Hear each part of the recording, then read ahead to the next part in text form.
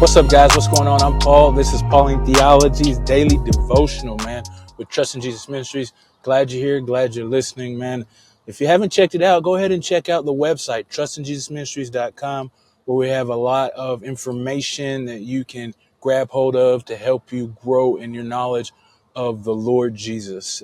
We have discipleship training classes. We've got blogs. We've got YouTube videos. We got a lot of stuff that you can check out, man. And if you'd like to support us because you feel what we're doing here, helping to increase the message of Christ around the world, especially in the van life community, if you haven't checked that out, go and check out the website and look up Evangelife, man. That's what we do here mainly, is seeking to help reach the people who are in a nomadic community. But if you love what we're doing here, you want to support us, check that out and hit on that box that says support us or give, and and you can see how you can donate to us and stuff. So yeah, we appreciate all that you do.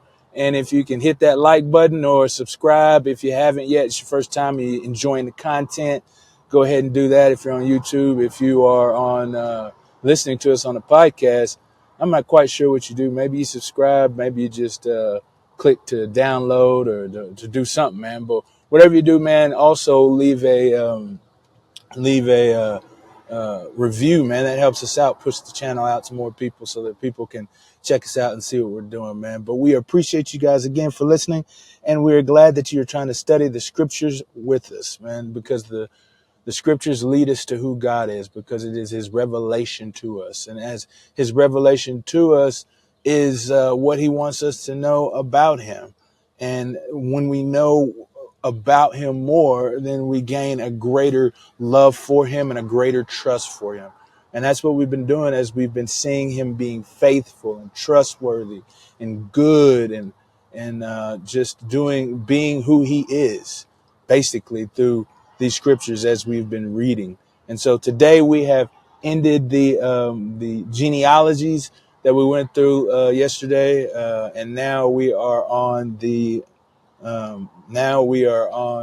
back in the story, man. We're back where we're going to get to see Father and Son meet. We're going to see Israel and Joseph together again. So if you haven't checked it out, go ahead and read 46:28 through 34. Genesis 46:28 through 34. Stop the tape, check it out, see what it has to say. Come back, and then we'll answer the 4 questions. If you have already read it, then let's get on into it, man. The first question is this: what is going on in the narrative? What is happening? What's happening? What's happening? Well, we got Judah going ahead to find out where the land of Goshen is, see what it is, and then once he informs his brother Joseph that they are there and they make it to the land, Joseph gets his chariot ready, hops on, and meets his father. And when he meets his father, man, it says he falls on his neck and weeps. He just cries because of the reunion. He hadn't seen his father in, I think, over 13 years. And he had no clue for a lot of them years, 12 and a half or whatnot, because of before the famine, he hadn't even known what the existence was of his father or his brothers. And then whenever he ran into his brothers as the famine came and realized that they were still alive, now he gets to see his father. He gets to see his father again, and he cries. It says, and he cries continually, that it wasn't just a little drop of tears, man. It was them big crocodile tears. Man, he was so overjoyed and happy to have that reunion with his father. And it's a blessing, man. And his father happy too. He says, now I can die because I know that you're alive. I've seen you. And, it's a wonder to know if your son or your daughter, your child is dead or alive. That brings a peace about you, but not knowing, whether they are alive or dead is something that creates an unrest in the soul. From what I've heard, is that it's just difficult to just not know. And so now Israel knows for sure whether his son is dead or alive, and it's the positive one. He's alive. He's alive. And so he doesn't have to go to Sheol, like he said and sadness and brokenheartedness, because he knows that his son is alive. And instead of meeting him beyond the grave, he has that reunion with him on this plane of existence, which is a beautiful thing. And so Joseph weeps, and Jacob declares that he can die, man. And that means he's probably going to die in peace and hope. And then after that, he talks to his brothers, and he tells them that they are going to go before Pharaoh. And Pharaoh's going to ask him a question: what do you do? And he says, tell them that you're shepherds and that you've been shepherds from your youth, that your fathers were shepherds, and then that's why you've come to the land. And he says that this is what they're supposed to do, despite this last bit of information that it says about it, that it says that shepherds were abomination to Egyptians.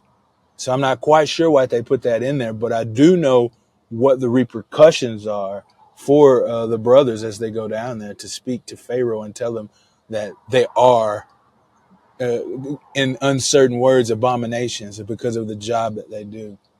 But yeah, Joseph is going to go down there and tell them that they brought everything from their land, insinuating that they are going to be sojourning here for a long haul. That it's not merely just for a little while, but this is going to be something that is going to be for a while. So yeah, we get to see that. And so he says, tell them that they are going to be, that they are shepherds and their fathers are shepherds. And so, and to do that despite the fact that this is an abomination. So what's this saying about God?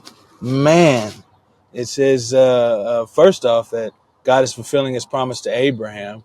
And this promise is that his people will sojourn in a country that's not their own. And this is taking effect as they have moved. Basically, all the stuff down there set up in Goshen now.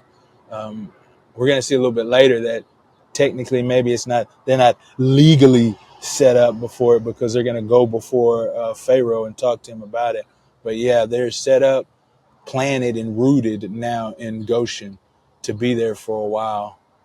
And this is what God spoke to Abraham those many years before. And so he's just trustworthy. He's just a trustworthy God. And you're going to see me saying that. And I've said it, and I'll continue to say it. He's a trustworthy God. Matter of fact, that's one of the things I want to continue to mention because of the name of the ministry, Trust in Jesus Ministries.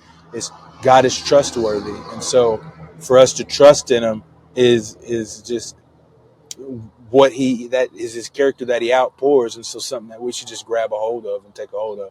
There's not many things in this world that is trustworthy, but God is one of those things. God is trustworthy. What's to say about man? Honesty is the best policy. I guess we could say that because despite the fact that it is an abomination to be a shepherd in Egypt, they're going to go down there and they're going to go and talk to Pharaoh and say, this is who they are. This is who they are, man. They're being honest despite the fact that this may be a cause of discord amongst them and the Pharaoh. But they're going to do it anyway. And so to apply these truths, man, understanding that God is trustworthy, fulfills his promises, and that we should be honest. The honesty is the best policy. Is that, man, I think that we should trust God with the outcome of what we're doing. That's he's trustworthy, and if he's given us a call and a command, then we do it, and then allow him to have the make up the results. I also think that this is a very good place to apply evangelism and being a witness as a Christian in a world that might not desire Christians any longer. I know that in America, we do not have a persecution as in to death where we are martyred and killed, but it is difficult to be able to build relationships sometimes with other people because they feel that Christians are bigots and or racist or homophobics or whatever those identities that people claim to have, because we don't advance their behavior, or we don't approve of their behavior, but call it sin. Yet we love the person, but the sin we've got to call out. And so in that way, man, I think that we have to be honest, as these brothers are honest in their vocation, despite the fact that they are going to be considered an abomination. And so as our vocation as Christians is to tell of the gospel, to speak the truths of the scriptures, to proclaim the name of Christ and to bear it and walk in that way, I think that we should bear it and walk in it, even if it may make us look like abominations to the world, because God has called us to do this, and this is who we are. So the application today is, if you have fear, man, let it go. Give God the glory in that. Allow him to take care of the outcome as you live for and glorify the name of Christ in all that you do. So may you glorify his name. Hey, I'll see you guys in the next episode, and thanks for listening.